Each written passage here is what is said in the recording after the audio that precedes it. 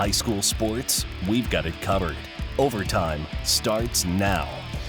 Hello and welcome to Overtime. I'm Scott Leber. And I'm Drew Collins. It was game on tonight for most of our state line football teams. Time to put all those months of hard work to use on the field. And there is nothing like opening night, and tonight we got highlights from Pecatonica, Forest and Bago, Lutheran, Rochelle, DeKalb, and throughout the NIC 10. And our first spotlight feature story this season on Guilford's Messiah Tilson. Let's kick things off in Belvidere with NIC 10 action between two teams that could be the top contenders for the conference championship. Guilford and Belvidere North. Now, last week, you, I, and Tim, we all picked Belvidere North to win the conference. We all had Guilford right up there also. So this was a big one. It's also the Gillies Heating and Air Conditioning Game of the Week. Great crowd there at Milk Brown Stadium. Big play here by North special teams early. Antoine Williams going to come off the edge and block the punt, setting up North in great field position. Couple plays later, QB Andrew Bucci powers in from a yard out, and North led it 7-0. There's the Booch. All right, early second quarter, Grayson Weber from his own 40 wanted to throw deep, and he has Keeson Taylor all by himself way downfield. That's a 57-yard TD. Still in the second, Weber's arm is going to burn North again, or maybe it was Jordan Lopez who burned North because he gets behind the DBs and he has that pass for a 47-yard TD. It was 13-6 Guilford. Lopez going to celebrate that one.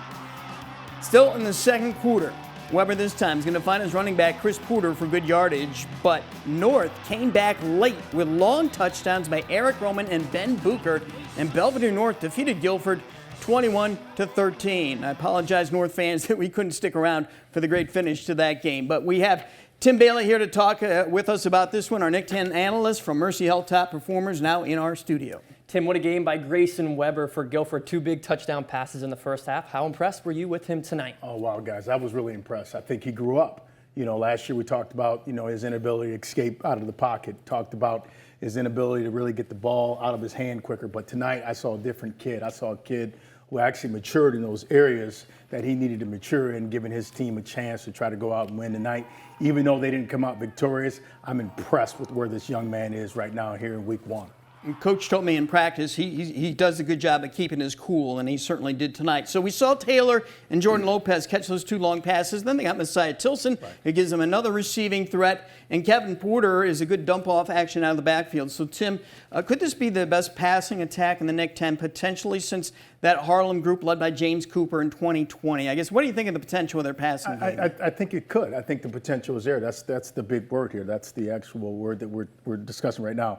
How good can they be? I think they can be really good. I think what it's going to take for them to be really good to be better than that group that you just mentioned, you just alluded to from Harlem years ago. I think what they're going to have to do, they're just going to have to stay consistent and know what they need to do to give that offense that opportunity to win the game. So I think they're going to be really good, great treat to watch. They're special 3. Belvidere North didn't have any explosive plays in the first half, but they got them in the second half. What turned the tables? Belvidere North went into the locker room, and whatever Coach Beck said to his offense and his defense, they came out, they made their adjustments on defense, weren't giving up the big plays as they gave up in the first half against Guilford. But, you got to tip your hat off to Belvidere North. Down at home, you come back, you regroup, you go in, your coach galvanizes the actual troops. They come out, and they show why they're co-champs, and they show why they're actually that team right now that could, as we talked about last week, gentlemen, that could be in that top runner seat here in the next 8 to 10 weeks. Yeah, championship teams have to win the big games. Yes. Belvidere North, they just keep proving it. They've done it again. I mean, how much do you admire their ability to just not get rattled and to come through in the clutch? Well, when you're well coached as they are, this is what's to be expected. And also too, when you have the star power that they have on offense in Roman and Bucher and Bucci as well. Bucci played a really solid game tonight. I think this is what we expect Belvidere North to do. I think there's some areas that they need to actually clean up in order to actually continue to move through the conference as they want to. But I think, I'm not too surprised with what they were able to do tonight. I think we're going to see more good things from Belvidere North down the road. Yeah, we all knew Guilford had talent coming into this game, but I needed them to show me that they could win a big game. Now, they closed the gap from last year when they were blown out 29-0 in this opening game, but they didn't win it again. So, Tim, can they shake this off? I think what they need to do is just go back, watch film, put this game in their rearview mirror and figure out where they made the mistakes, go out to practice on Monday, 100% focus, and understand that you have a full season ahead of you. Don't let this game actually deter your actual entire season. So I think that's what they need to do. I think if they do that, I think they have the playmakers to actually make a really, really good run here in the next 9 or 10 weeks. All right, before we say goodbye to Tim, let's do our question of the week. We're going to do this each week. Here it is. Who will lead the NIC 10 in rushing yards this season? Gavin Sanders of Auburn, Alex Hernandez of Boylan, Ben Bucher of Belvidere North, Denarius Epps of Freeport, or Dwayne Broom of Harlem. Tim, which of those guys are you going with, or might it be somebody else? You know, guys, I got to go with Bucher. Based on what I saw him do tonight, he did it all in the second half. I would have liked to seen him get a little bit more love in the first half, but for whatever reason, he didn't get the love that he probably should have gotten. But what he did in the second half, I got to go with Bucher right here, guys. All right, I'm going to go Bucher too. He's not going to get a lot of carries. He really won't this year. But when he does, he takes them to the house. He's hitting home runs. He's taking the ball 50, 60 yards up the gut outside. I mean, he's tough. Drew, you going to go in a different direction? Nope, Bucher. But hey, Broom, watch out for him. He can get those big runs there. Yeah, all those guys are good guys. All right, folks, if you want more from Tim on NIC 10 football, check out the Bailey Pod. You can find a new episode on YouTube every Thursday. Each week, Tim will be talking with coaches and key players, and this week, he was joined by Matt Trowbridge of the Register Star. All right, thanks, Tim. We look forward to doing it once again next week. Absolutely. We're going to have the rest of tonight's NIC 10 action in just a bit. NUIC rivals Lena Winslow and Forreston going at it in a Week 1 showdown.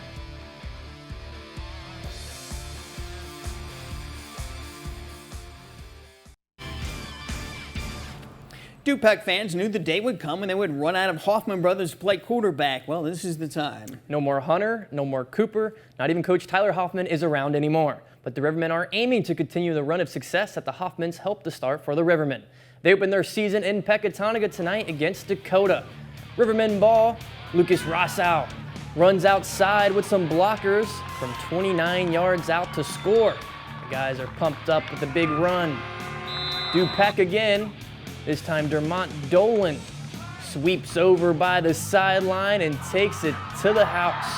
42-yard score for number 33. Dolan under center, weaving to find a hole, gets outside, watch this stiff arm, and that's his second touchdown of the game. 21-0 Rivermen after the first quarter. They beat Dakota 56-16. In Forreston tonight, a couple big rivals clashed. Forreston and Lena Winslow. Nothing like opening the season with those NUIC Blue Bloods facing off. Well, Tyler Sorensen covered that one for us, and he joins us now. Hi, Tyler. Yeah, hey guys, this is a special rivalry, although lately it's been one-sided. Lena Winslow had won 7 of the last 8 games between them going into this one.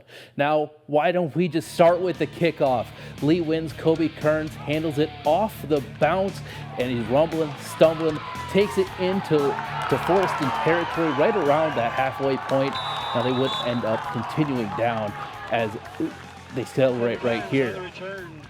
Now Lee Wynn quarterback Cash Lessman hands it off to fullback Aiden Wild and just keeps on rumbling, gets it short of the goal line with around the 2-yard line.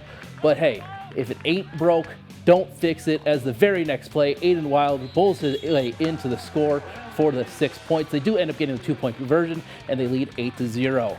Now, what about some defensive plays from Lee Wynn?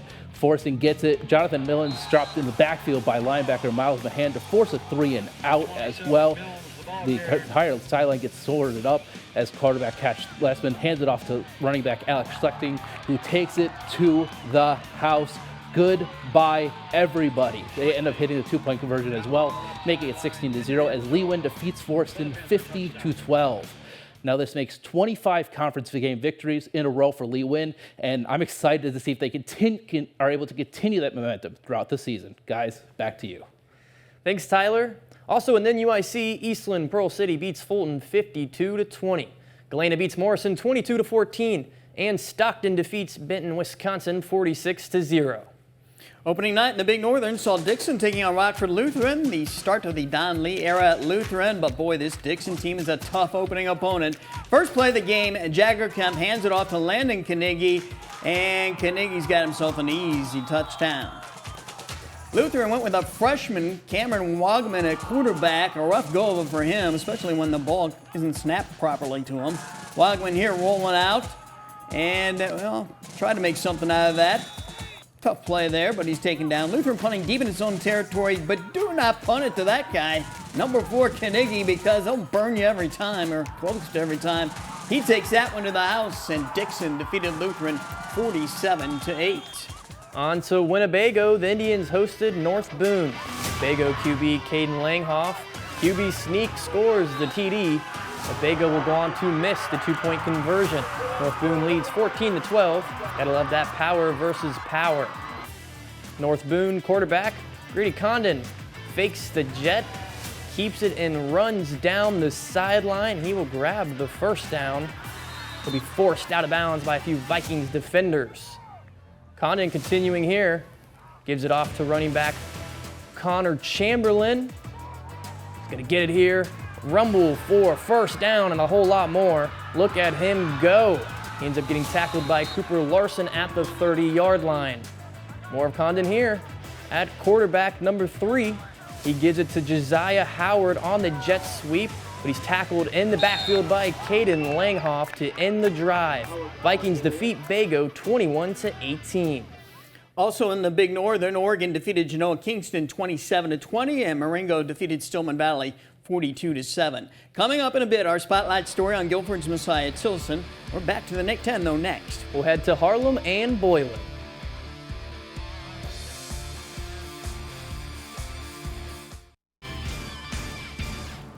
The Boylan Titans and Freeport Pretzels were both playoff teams last year. They wanted to get started tonight on building another playoff resume. And they met up at Titans Stadium. Jumped to a 4th down situation. Boylan looked like they jumped off sides, but they played through with a high snap. Davion Douglas contains it, tries to get the first down, but no luck for the Titans special teams. Boylan ball, Dominic Cacciatore meshes, fires over to Alex Hernandez for the first down. Cacciatore again, slings to Alex Hernandez and close to the goal line. Here's Cacciatore. He's gonna push and sneak his way in for 6. Titans led 14-6 at half. Pretzels won it 18-14. Let's go to Harlem. The Huskies hosting the Belvidere Bucks. The Huskies do not have Jamani Muhammad, but they do have a lot of talent on their roster. We're going to start off with a punt from Belvidere into the hands of Harlem's Jackson Cook, who makes it all the way for the touchdown. Harlem got the extra point. It was 7-zip. Cook's going to have a big year, folks. All right, next, Belvidere QB Demetrius Taborn is going to throw. And let's see if he can complete a little pass there, and a nice catch there by Matthew Lazowski.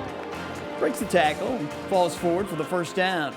Belvidere would eventually kick for a field goal, but it was no good. Harlem went on to win this game big, 30-3.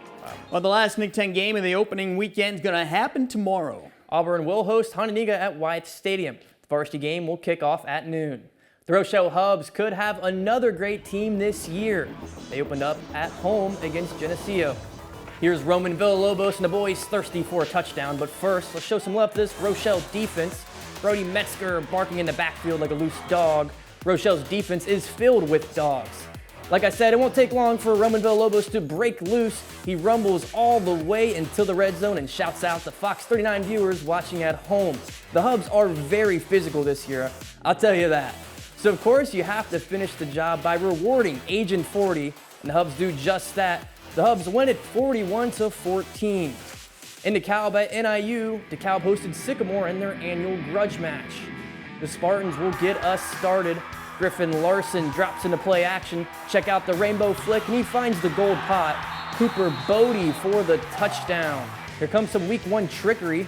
DeKalb hands it off to U of I commit. Davon Grant, he throws a bomb. Dawson Gurley lays out for the grab.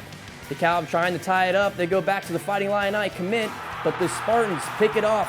That's Josiah Mitchell who snags it. After a muffed punt, the Cowboys knock again. They hand it off to 265-pound Owen Sisson for the big boy touchdown. But Sycamore responds right here before halftime. Cooper Bodie, Mr. Do-It-All, gets in for 6 more. The Spartans would barely hold on 22-21. In 8-man football tonight, South Beloit beat Christian Life 46-8. Milledgeville won 30-22 over Amboy. Aldine Hebron won it 31-16 over Orangeville. And Polo wins it 40-0. AFC 28 over West Prairie 18. Our Spotlight segment is up next. I visit with a Guilford Viking who's going to be suiting up in the Southeastern Conference next year, Messiah Tilson.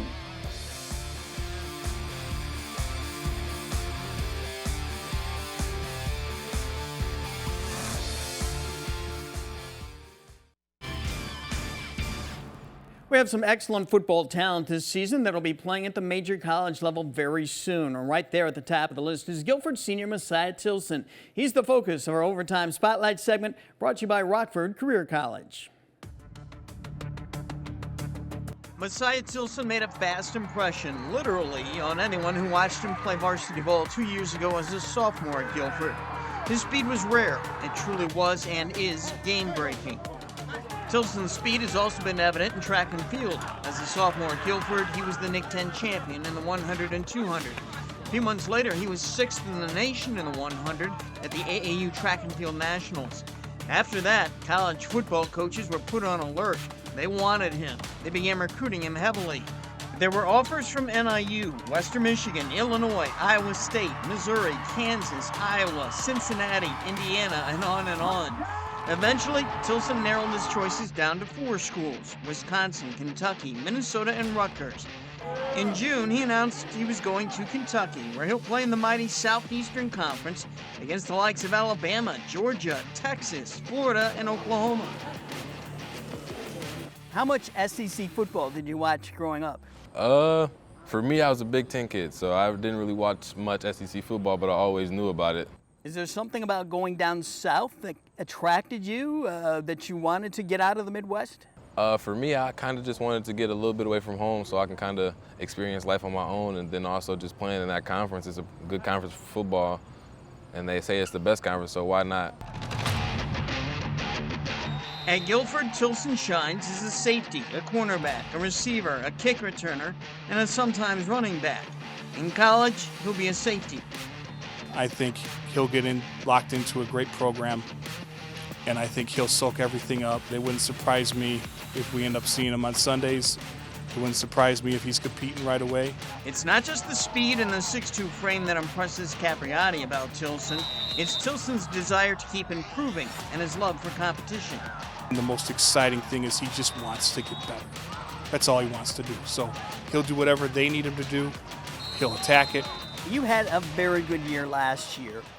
How much more gas do you have in the tank? How much more can you show us this year as a senior? I think I got a lot left in the tank to just come out and play my game this year.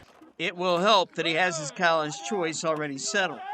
I say definitely it takes a lot of pressure because, I mean, it's not teams texting you every day, just still trying to make conversation with you. So now it's kind of just one school, and I can get used to that. How would you describe the recruiting process for you? What was it like for you? I say texting all the coaches, talking to all the coaches. I made some great bonds, and then just being able to kind of go around, see new parts of the United States, and then just also being able to see new things and watch new things, learn new things about football was just very, very fun for me. But at the same time, it's very, very time consuming, and just, you know, it takes a lot of time to do. There are going to be other athletes from Guilford and other Rockford schools in the future who are going to go through a similar type of recruiting process.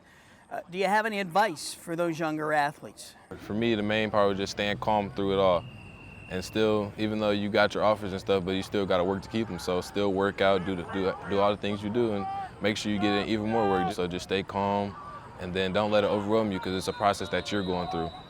And you just can't let it overwhelm you, because if you do, then that's when it'll come back and bite you, because you get too nervous in games and then you won't perform as good as you want to. Tilson plans to graduate early from Guilford so he can enroll in Kentucky in January and be ready for spring ball there. How many football players from the NIC-10 have gone out to play in the SEC? Well, several played in the Big Ten, okay, a lot. But the only local player I'm aware of who's played in the SEC in the last 50 years is another Guilford guy, Julius Coates. He played for Arkansas in 2020. All right, we'll be right back. Next week, we'll begin our weekly Athlete of the Week contest. Be looking for details on that early next week and be ready to cast your vote. Athlete of the Week is brought to you by McCloskey, Kessler, and Associates. Right now, it's time for the Napleton Auto Group Play of the Night. We'll go back to B North. One of those beautiful plays by Grayson Weber and the Guilford Vikings. Weber's second quarter, airing it out to Jordan Lopez for the 47-yard TD. That's our play of the week. And again, our apologies to Belvidere North that we couldn't stay for the end of the game and get those 2 electric touchdowns by their guys. It was a late game, and I had a long drive back, and I had to edit this video. That's what happens sometimes. It's a little frustrating, but that's the way it goes. All right, Drew, take it from there. All right, we'll be right back here with you every Friday night through the season right here on Fox 39. Most of the time, we'll be on at 10:30 or shortly thereafter. We will keep you posted each week. If you'd like another look at the show or if you want to see highlights of individual games, you can do that anytime on our website, mystateline.com. I want to look ahead to next week real quick because I can tell you about 2 blockbuster games coming up that we're already dying to see. One is Dixon at Byron. Oh, yeah. Another is Stockton at Leno Winslow in the NUIC. So can we just skip the rest of the week and move ahead to next Friday? I'm there with you. I'm still at last year's Dixon and Byron game. It was unbelievable. That was the game of the year. The terrific finish there. But Stockton is really, I mean, they hammered Benton, Wisconsin tonight. Now, that's not a great test, but they gave Leno Winslow a game last year in the regular season, not in the playoffs. But this is a loaded Stockton team. I'm not saying, we're not predicting anything, but it's going to be interesting. All right, that's it for this show. Thanks for watching and enjoy your weekend.